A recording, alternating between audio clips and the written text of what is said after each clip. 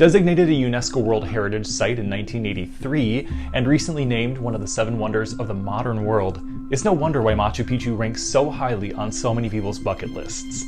Hi, I'm Jacob Merrick, founder and chief explorer at IntroverTravels, where I design life-changing travel experiences for curious introverts. Today's video is a quick guide to Machu Picchu. Now you can arrive to Machu Picchu in a couple of different ways, either by hiking the Inca Trail, which takes about 4 days, or more commonly, arriving by train. There are several different train routes operated by Inca Rail and Peru Rail.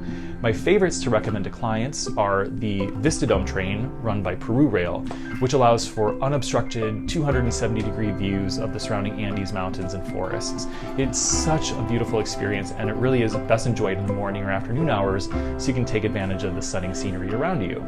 But for a more luxe experience, look no further than the Belmont Hiram Bingham train. It really is the cherry on top of an incredible Machu Picchu experience. You'll enjoy traditional yet modern Peruvian lunches or dinners, beverages including pisco sours, afternoon tea at the Belmont Sanctuary Hotel, which by the way is the only property on site at Machu Picchu. Once you arrive to Aguascalientes, or more commonly known as Machu Picchu Town or Machu Picchu Pueblo, you'll take a bus up the mountain to arrive at the citadel itself. Now remember that Machu Picchu is located at nearly 8,000 feet above sea level, so definitely give yourself a couple of extra days in the city of Cusco to acclimatize to the altitude. Constructed in 1450 and abandoned just 120 years later, Machu Picchu lay hidden to the outside world until the American historian Hiram Bingham rediscovered the site in 1911 with the assistance of some local tribespeople. Now, there are many hypotheses about how exactly Machu Picchu is used, but most historians today believe that it was in fact an estate for the Inca Emperor Pachacuti. The entire site really is an architectural marvel. As you walk around, you'll explore areas that were used for agricultural purposes and places that served as residential areas for the inhabitants, as well as other sites that held sacred significance or that were reserved for royalty. With over 150 structures on site, there is a lot to see at Machu Picchu, so definitely give yourself a couple of days to explore the citadel with your guide.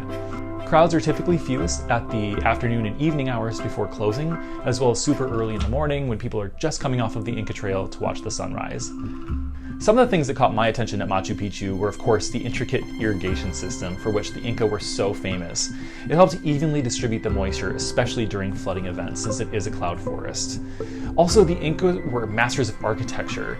Since they were prone to earthquakes, notice that the doors and windows of Inca construction are trapezoidal, making them resistant to earthquakes. And they were also brilliant astronomers. Keep in mind, they were around hundreds of years ago, and yet the famous Intihuatana stone is so perfectly carved that when the sun passes directly overhead during the 2 equinoxes, no shadows are cast. And just its physical location itself blew my mind. Since it's tucked in and among the Andes peaks and forest, Machu Picchu remained cleverly hidden to the outside world for centuries, making it extremely well preserved today.